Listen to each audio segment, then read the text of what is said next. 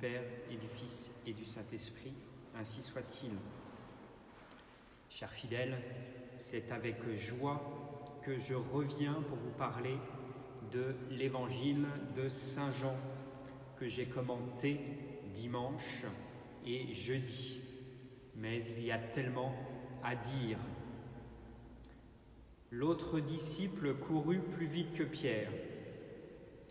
Je faisais mention l'autre jour de sa jeunesse, mais le père Deblinière, le fondateur des moines dominicains de Chémeray-le-Roi, apporte une autre explication. N'oublions pas que Saint Jean représente l'innocence et Saint Pierre la peine due à son péché. N'oublions pas que Saint Pierre a trahi le vendredi saint ou le jeudi dans la nuit. Certes, il a été pardonné en se laissant regarder par notre Seigneur. Mais qu'a-t-il fait ensuite?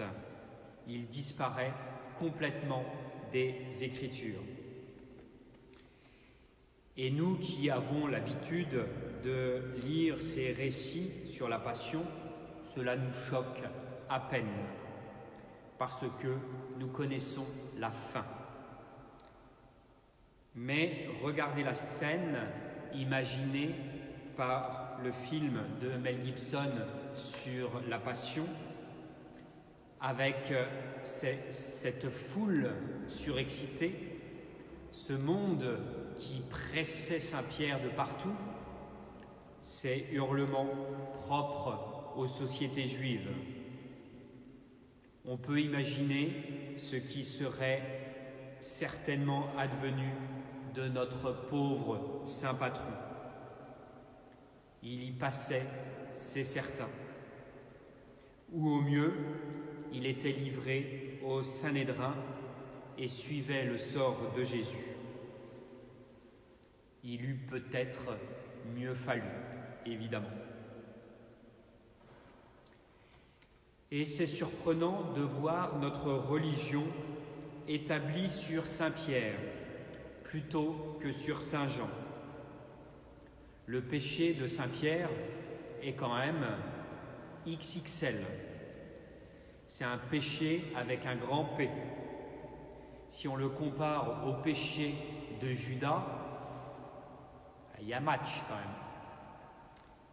Mais la fin est bien différente. Eh bien, le Christ a préféré Saint Pierre à Saint Jean. Pourquoi? On le verra au ciel, mais ce qui semble nous montrer le bon Dieu, c'est que peut-être que la sainteté plus parfaite de Saint Jean n'était pas la priorité, la qualité première recherchée par le Christ. Saint Pierre, en effet, est plus proche de nous, plus accessible à la nature humaine. Et ensuite, cela nous rappelle que même le Saint-Père peut pécher. Relisez les pages de l'histoire de l'Église. Vous pourrez lire certainement, un jour l'Église s'est réveillée arienne. Même le pape a erré dans cette hérésie. Pensez à Alexandre VI Borgia, pape de la Renaissance. Il fit beaucoup pour les familles nombreuses, beaucoup trop d'ailleurs, et des exemples plus modernes que je n'oserais commenter ici. Pourquoi s'en étonner? Jésus nous demande d'obéir au pape, point final. L'obéissance ne doit pas être aveugle, évidemment. C'est une vertu humaine qui passe par notre intelligence.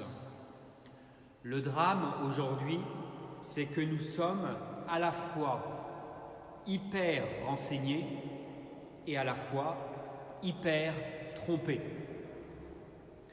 Dès que le pape dit quelque chose, vous êtes tous au courant par des journalistes sur Internet et même sur vos téléphones.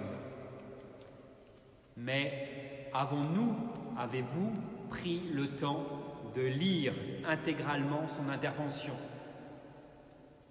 de lire toutes ses interventions? Car, comme chacun sait, dans un sermon, dans une homélie, on ne peut tout dire. Et puis ensuite, le pape n'est-il pas le chef d'un pays, le Vatican? N'est-il pas obligé d'avoir des rapports avec d'autres pays qui n'ont pas la même culture, qui n'ont pas la même religion que la nôtre? Mettons ce qui nous dérange plutôt sur le dos de la diplomatie. Bien chers fidèles, en ces temps difficiles, je vous encourage, et vous le faites déjà admirablement bien, à être fidèles.